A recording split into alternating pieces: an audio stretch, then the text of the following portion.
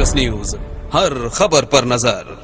जनपद मिर्जापुर के ड्रामलगंज में बूंदाबांदी के समय गिरी आकाशीय बिजली, एक वृद्धा झुलसी व लगी आग मड़हे में रखा खाने पीने का सामान जलकर हुआ राख। प्राप्त जानकारी के अनुसार हलिया थाना क्षेत्र के ड्रामलगंज में पुलिस चौकी के अंतर्गत देवरी उत्तर गांव निवासी माला चौरसिया उम्र 40 वर्ष रसिया घर से कुछ ही दूर एकांत में एक मड़हा लगाकर रहते थे। उसी में उनका गुजर बसर होता था। चौरसिया, ये जो घटना हुई उनके कौन लगते हैं आप? मालिका प्रसाद चौरसिया जी, भाई है जी। हाँ। तो उनका क्या क्या इसमें नुकसान हुआ है? 10 कुंटल गेहूँ रहा जी, चारपाई रही जी, गद्दा रजाई रहा जी, और बंद बर्तन रहा जी। यही सब रहा। यही में उनका सारी संपत्ति रहती रही, यहीं रहते रहे। अच्छा, कितने भाई थे वो? हम लोग के 7 भाई हैं। 7 भाई। और उनके पास लड़के बच्चे? उनके पास लड़के बच्चे नहीं हैं और मलकिन हैं, पत्नी हैं। एक्सप्रेस न्यूज, हर खबर पर नजर। जनपद मिर्जापुर हलिया विकासखंड के ग्राम पंचायत बड़गड़ा में कोटेदार के द्वारा कोटा पर राशन वितरण कराए जाने के बाद कोटेदार के द्वारा मास्क व साबुन वितरण कराया गया। वितरण के दौरान कोटा चेक करने पहुंचे खंड विकास अधिकारी हलिया नंद कुमार ने व साथ में बैंक मैनेजर कोटा आलोक द्विवेदी व चौकी प्रभारी तिलाव अनिल विश्वकर्मा ने कोटा का पूरा जानकारी लिया। इसके लिए प्रधान जी और यहाँ के कोटेदार और समस्त यहाँ के जो निवासी हैं उनको बहुत बहुत धन्यवाद। और हम लोग आशा और विश्वास है हम लोग को निश्चित तौर से अगर हम लोग इसी तरीके से इस कार्यक्रम को और इस जन जागरूकता को फैलाते रहें तो कोरोना वायरस को हम लोग पीछे कर देंगे और भारत सरकार और उत्तर प्रदेश सरकार की जो मंशा है उस पर हम लोग खरी उतरेंगे। एक्सप्रेस न्यूज, हर खबर पर नजर। जनपद मिर्जापुर विंध्याचल मां विंध्यवासिनी के बड़े श्रृंगारिया परिवार की सहयोग से रतन मोहन मिश्र जी ने रेंगड़ा चुंगी बड़े बगीचा मुसरहान बस्ती रेलवे स्टेशन मुसरहान बस्ती में सोशल डिस्टेंस को देखते हुए पूरी सब्जी खीर वेज बिरयानी इडली डोसा खिचड़ी दाल चावल हर दिन अलग अलग व्यंजनों का वितरण करते आ रहे हैं।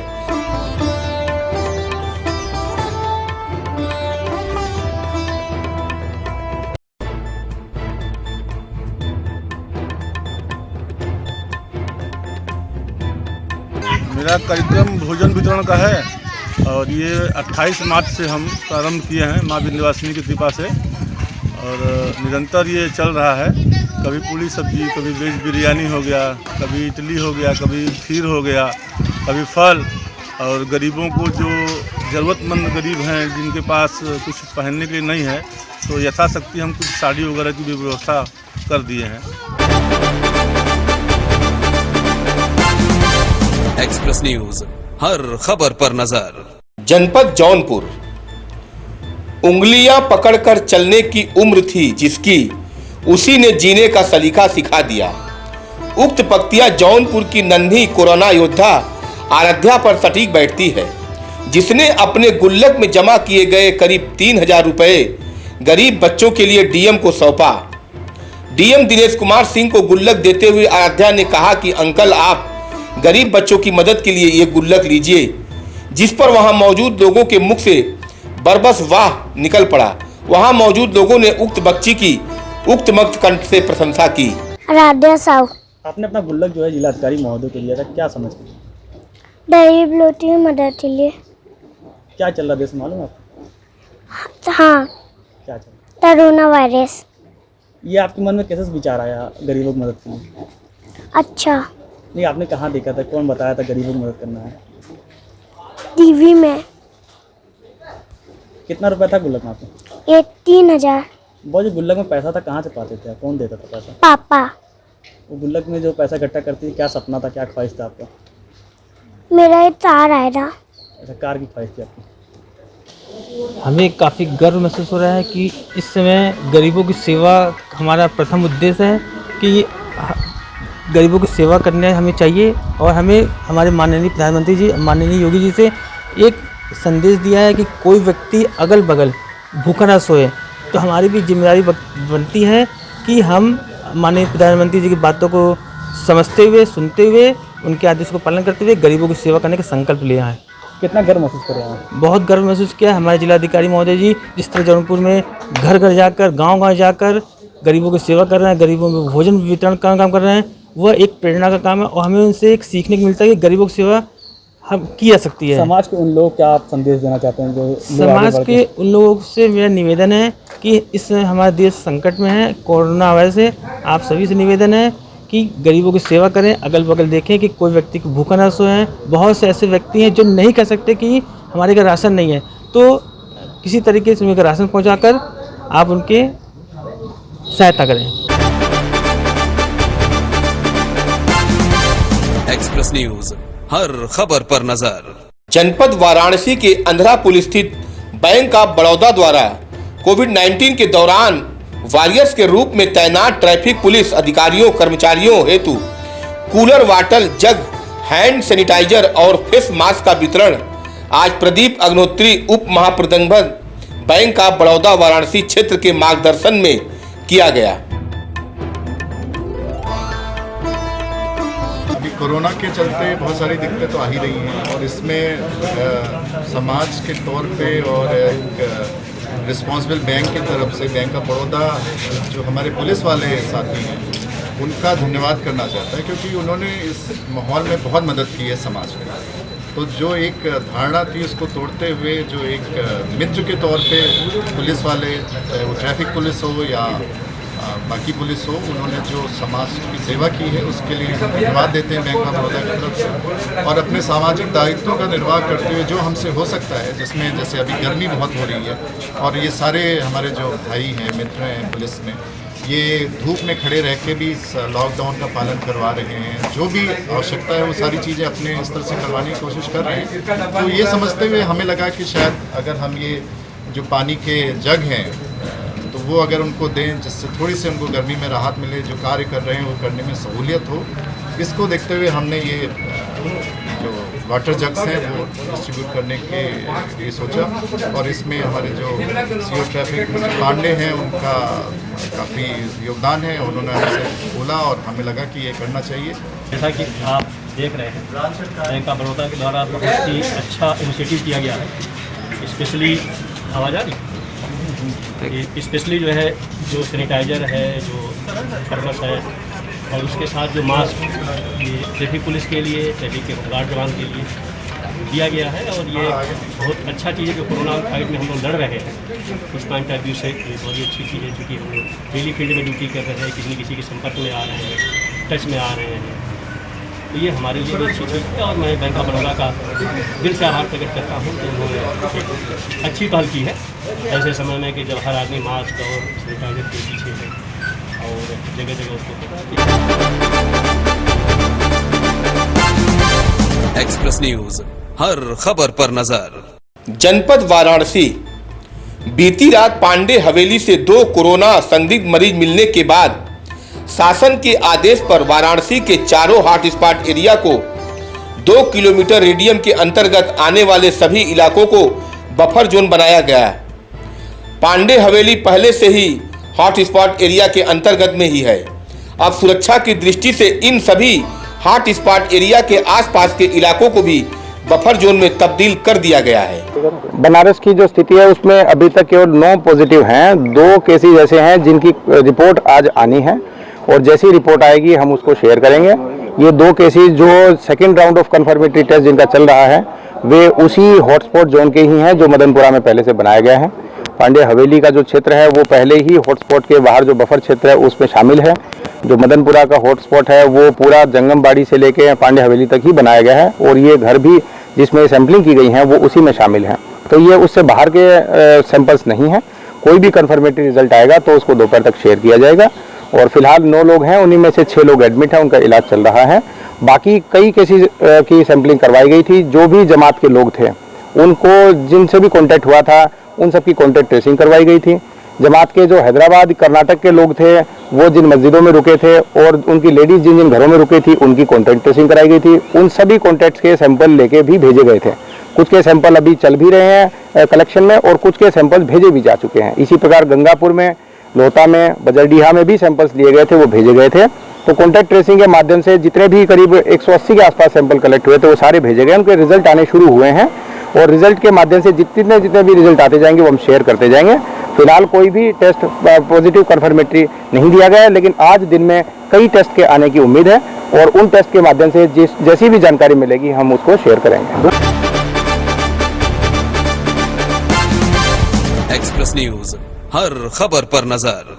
जनपद गाजीपुर के रहने वाले कृष्णानंद उपाध्याय को लावारिस लाशों का वारिस कहा जाता है, क्योंकि कृष्णानंद अभी तक करीब 1000 लावारिस लाशों को अंतिम संस्कार कर चुके हैं।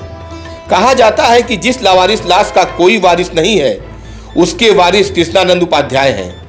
लॉकडाउन के दौरान कृष्णानंद जहां लावारिस लाशों के अंतिम संस्कार का कार्य कर रहे हैं, वहीं बेजुबान बंदरों को लॉकडाउन के दूसरे दिन से ही लगातार भोजन करा रहे हैं। कोरोना बीमारी के वजह से जनपद गाजीपुर संपूर्ण लॉकडाउन है। लॉकडाउन प्रारंभ होने से लॉकडाउन समाप्त होने तक यूसुफपुर से गाजीपुर शहर तक प्रत्येक जगहों पर मिलते बानर महाराज लोगों को प्रतिदिन इस संगठन के द्वारा चना खिलाया जा रहा है। इस कार्य को करने हेतु किसी प्रकार का सरकारी दान अनुदान अथवा राजनीतिक फंड नहीं लिया जाता है, बल्कि स्वयं के सहयोग से किया जाता है। एक्सप्रेस न्यूज, हर खबर पर नजर। जनपद गाजीपुर मौजूदा समय में लॉकडाउन चल रहा है। इस दौरान शहर के 2 हॉटस्पॉट का निरीक्षण एडीजी वाराणसी के द्वारा किया गया। निरीक्षण के दौरान एडीजी वाराणसी ने बताया कि इसी महीने कंट्रोल रूम में आ रही शिकायतों का भी क्लासिक कराया और यह जानकर हर्ष होगा कि लोगों की समस्याओं को भी प्राथमिकताओं पर निस्तारण किया जा रहा है।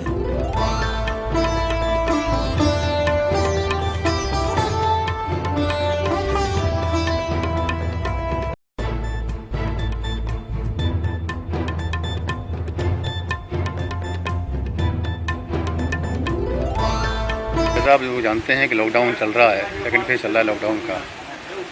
मैंने आकर के क्षेत्र का भ्रमण किया।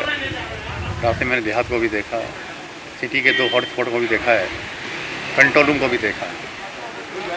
कंट्रोल रूम में मैंने जो कंप्लेन आ रही थी, विभिन्न विभागों में कंप्लेन आती हैं, शिकायतें किसी को राशन नहीं मिला है, पानी नहीं मिला है, तो हमने कुछ क्रॉस चेक भी कराई थी। तो अच्छा लगा कि जो शिकायतें आई थी उनको जो समस्याएँ थी, जैसे कितनी राशन की डिमांड थी तो उसको राशन मिला। ये अच्छी बात है। इसमें जो शिकायतें उनका अनुपालन किया जा रहा है, जो नीड है उनकी जो नीड है उनको पूरा किया जा रहा है। प्लस हॉटस्पॉट में पूरा देखा, जो पूरा इसमें आदेश है कि किसी हॉटस्पॉट्स में कोई दुकान नहीं खुलेगी, कोई मूवमेंट नहीं होगा, डोर टू डोर सप्लाई होगी। तो ये पूरा यहाँ पालन किया जा रहा है। शहर में भी देखा तो मोरलेस अच्छा पालन हो रहा है। तो एक चीज़ है जो मैं आपसे कहना चाहूँगा, आपके माध्यम से पब्लिक को पहुँचाना चाहूँगा, इसमें हर व्यक्ति की भूमिका महत्वपूर्ण है। जब तक हर व्यक्ति सहयोग नहीं करेगा, पूर्ण सफलता नहीं मिल पाएगी।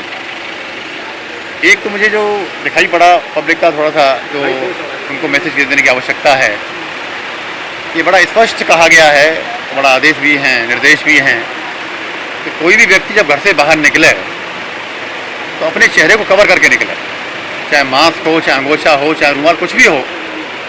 कुछ लोग अभी देहात में ऐसे दिखाई पड़े जो चेहरे को कवर नहीं किए हुए थे, तो मैं आप लोगों के माध्यम से उनको अपील करना चाहूँगा। अदरवाइज मैंने अधिकारियों को कहा भी है, पीए सिस्टम से भी अनाउंस करवाया जा रहा है और जो लोग पालन नहीं कर रहे हैं उनके खिलाफ एफआईआर दर्ज की जाएगी। दूसरा, कुछ जो दोपहिया वाहन हैं, चाहे वो साइकिल है, चाहे बाइक है, चाहे स्कूटर है, और जो किसी निश्चित कार्य से जा रहा है, इमरजेंसी से जा रहा है, मैं कहना चाहूँगा उस पर एक ही व्यक्ति चलाए। कुछ बाइकों पे 2 लोग चलते दिखाई पड़ रहे हैं, तो जिससे सोशल डिस्टेंस का फॉलो नहीं हो पाता है। ऐसे लोगों के खिलाफ सख्त कार्रवाई की जाएगी। नेशनल डिजास्टर एक्ट 2005 के तहत उनके खिलाफ एफआईआर दर्ज की जाएगी। तो मैं ऐसे लोगों से अपील करना चाहूँगा, एक तो घर से निकलें नहीं, बहुत ही इमरजेंसी है, वैलिड परमिशन के साथ निकलें और रूल्स को फॉलो करें। एक्सप्रेस न्यूज, हर खबर पर नजर। जनपद अयोध्या बस्ती जिले में कोरोना से पीड़ित मरीज मिलने के बाद अब गोंडा जिले में भी कोरोना पॉजिटिव मरीज मिलने के बाद अयोध्या का नगर निगम सख्त हो गया है। नगर निगम ने अयोध्या के मुख्य मार्ग को सैनिटाइज करने का काम किया है। मुख्य मार्ग के आसपास जितने भी धार्मिक स्थल या दुकानें प्रतिष्ठित हैं, उन सब को नगर निगम महापौर ऋषिकेश उपाध्याय अपने सामने टीम बनाकर सैनिटाइज करा रहे हैं।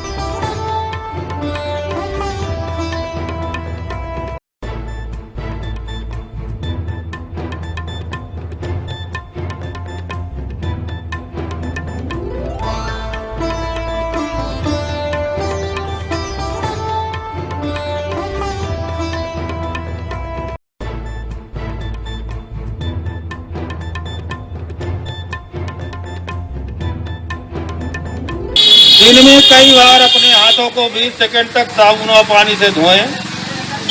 यदि सैनिटाइजर का प्रयोग कर रहे हैं तो सुनिश्चित कर लें कि इसमें 60% या इससे अधिक अल्कोहल हो। यदि किसी व्यक्ति को बुखार है या वह खांसी या छींक रहा है तो उससे कम 2 मीटर की दूरी बनाकर रखें।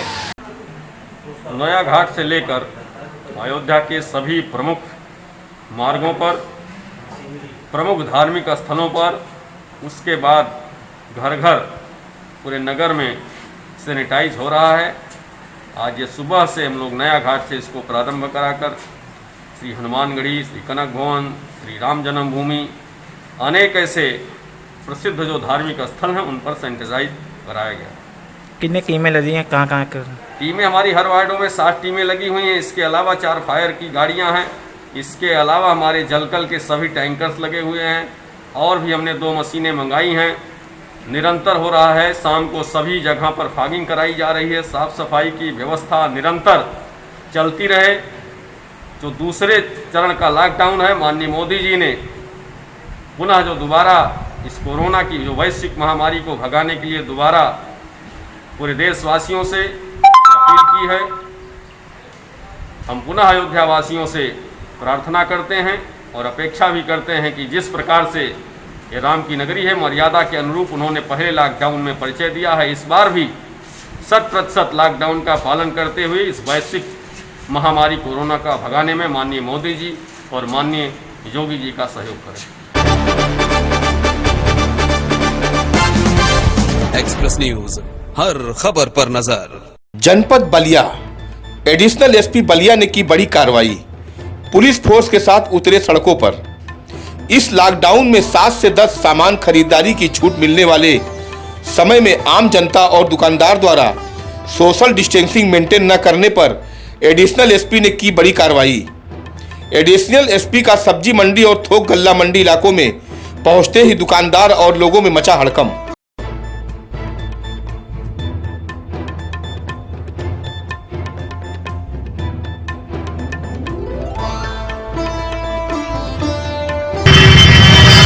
ये देखिए, लॉकडाउन के दौरान सुबह 7 से 10 के बीच में आवश्यक वस्तुओं, सब्जियों, अब्जियों, दवाओं की खरीदारी के लिए छूट दी जाती है।